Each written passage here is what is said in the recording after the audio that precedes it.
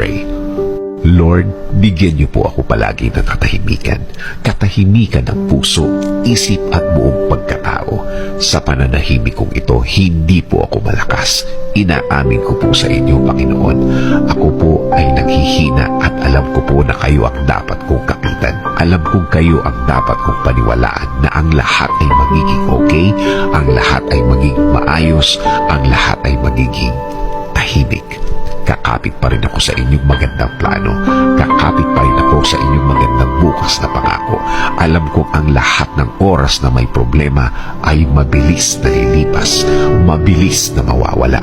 Alam ko din, Lord, na hindi ibig sabihin na wala akong nakikitang nangyayari ay walang nangyayari. Alam kong inumpisahan niyo na akong tulungan sa ibang mga bahagi ng aking problema. Alam kong magiging okay, Lord. Alam kong bubuti ang lahat. Alam kong makukuha ko ang plano niyo sa akin. I-guide niyo po ako at ituro mo sa akin, Lord, ang tama at tahimik na paraan. In Jesus' name we pray. Amen.